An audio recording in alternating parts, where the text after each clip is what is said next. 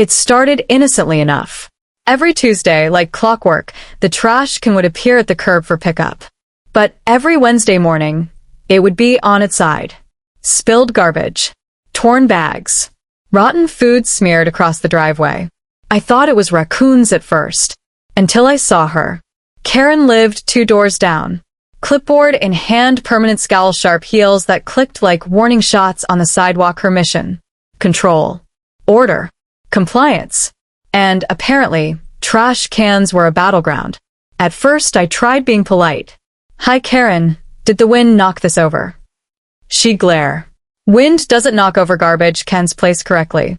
Make sure it's aligned with HOA guidelines." And then one morning I saw it happen. I confronted her politely. "Karen, I saw you knock it over." "Can we just?" she interrupted.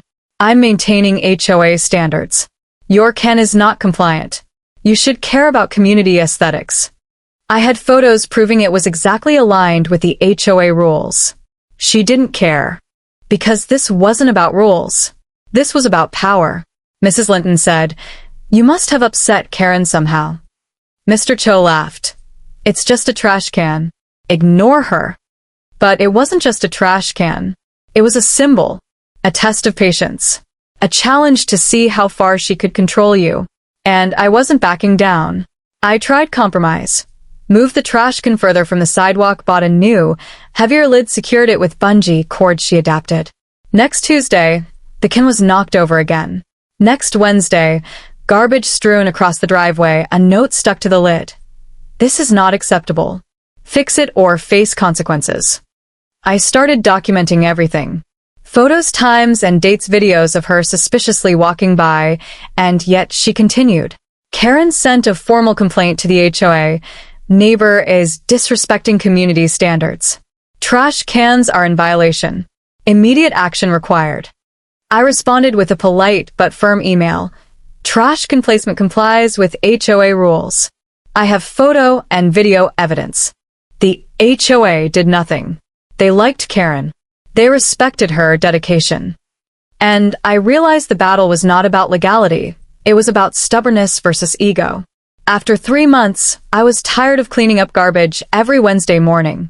Every neighbor who tried to mediate either gave up or suggested quietly, "Just wait until she slips on your garbage and sues you." I laughed at first, but then I had an idea. If she wanted to treat my trash can like a toy, I'd make it unmovable. Concrete. That thought planted a seed. And little did Karen know, the trash war was about to end permanently. I prepare the concrete-filled trash can. Karen escalates her attacks, tensions rise to hilarious and dramatic HOA-style chaos. Will keep building to the climactic finale, like your other stories. I bought a heavy-duty trash can. Thick plastic, strong lid with lockable clips wide enough to hold all weekly garbage. Then I added a twist. Concrete. I measured enough to fill the bottom third of the can. Not the whole thing, because I still had to lift it occasionally, but enough that it would be immovable for Karen's purposes. I mixed the cement carefully. 1 part cement, 2 parts gravel, just enough water for a smooth mix. I poured it in, making sure the bottom was level and stable. The next Tuesday, the can went to the curb as usual. I watched from the window. Karen appeared at 6:15 a.m., the usual time. She approached slowly, tilting her head, inspecting my can. Her eyes narrowed. Heavier than usual," she muttered. She tried tipping it. Nothing. She leaned harder. Nothing. She stomped her foot. Nothing. "This isn't possible," she whispered. I couldn't stop laughing. Naturally, Karen called the HOA. "My neighbor has altered their trash can in some unusual way. It is impossible to comply with community standards." I forwarded the email chain to my lawyer friend as a joke. The HOA responded with the usual vague nonsense. "We encourage homeowners to comply with community guidelines." Translation: "We have no idea what to do." Karen was visibly frustrated. Neighbor reactions, word spread fast. Mrs. Linton whispered, "Did you see her trying to tip it?" She almost fell over. Mr. cho lau ghét, con sắt. That's genius. I started enjoying the small victories. Garbage stayed inside, lid stayed on, trash could no longer be her weapon. Karen, on the other hand, was unamused. Karen's next move was subtle. She tried pushing it sideways, she tried jostling it with sticks, she even tried calling over HOA volunteers. Nothing worked. Her frustration grew. Her scowls deepened. Karen's repeated failures began affecting her reputation. Neighbors quietly laughed whenever she marched past my house. HOA board members stopped siding with her in minor disputes. Even her own kids started teasing her about the unmovable trash can. For the first time, Karen's ego met something immovable, literally. I knew she wouldn't give up completely. Karen had a stubborn streak strong enough to break small furniture. The next Wednesday promised to be her last desperate attempt. But I was ready. Concrete, patience, and careful placement were all I needed. This trash can war wasn't just about garbage. It was about boundaries, respect, and sanity. And this time, I was certain Karen couldn't win. The Wednesday morning arrived like any other. Only this time, I felt a strange sense of calm.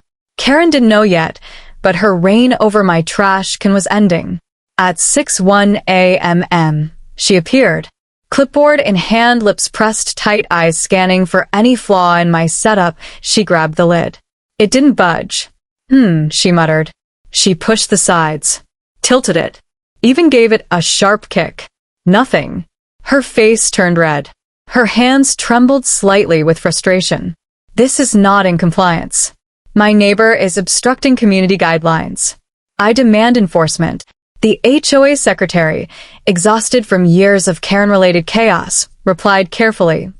We've reviewed the guidelines. Your neighbor's trash can placement is compliant. There is nothing further we can do.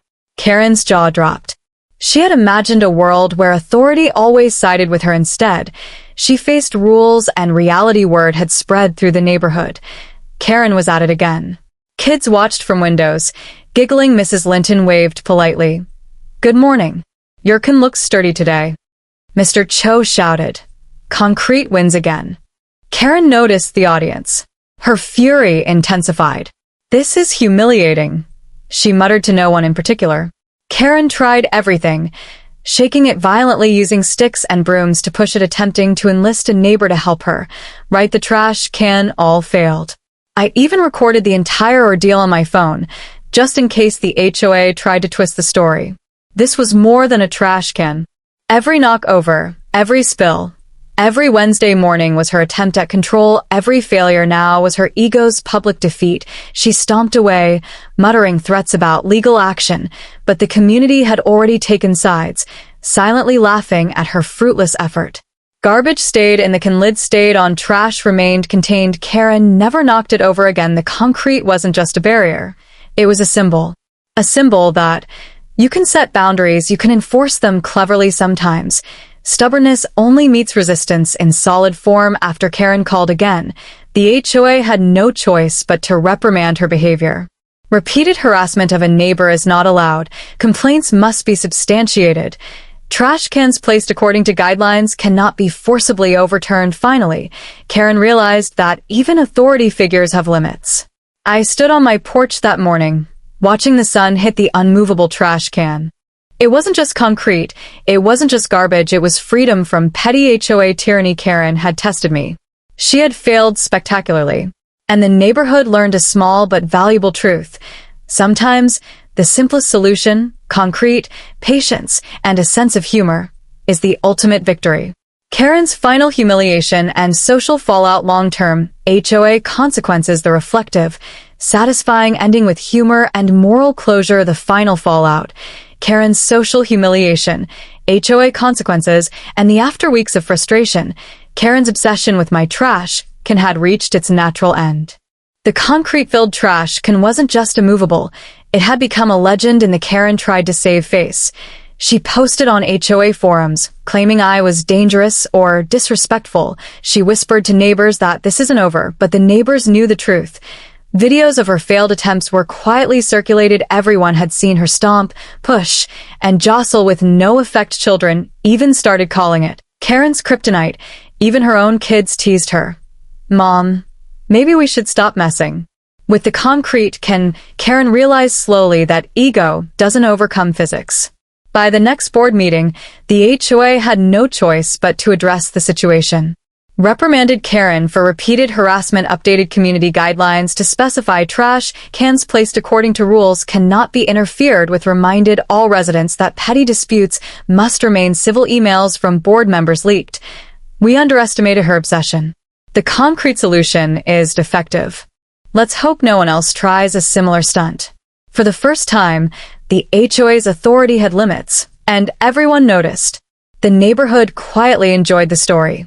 Mrs. Linton baked cookies and brought them over as a trash can peace offering. Mr. Cho added a small plaque to my can that read, "Property secured against Karen-level chaos." Teenagers would nod knowingly whenever they walked by my house. After months of embarrassment, Karen stopped challenging me. She became quieter, almost invisible at HOA meetings. Eventually, she moved to another community where no one knew her reputation. Her obsession with control had cost her credibility, respect, and social standing.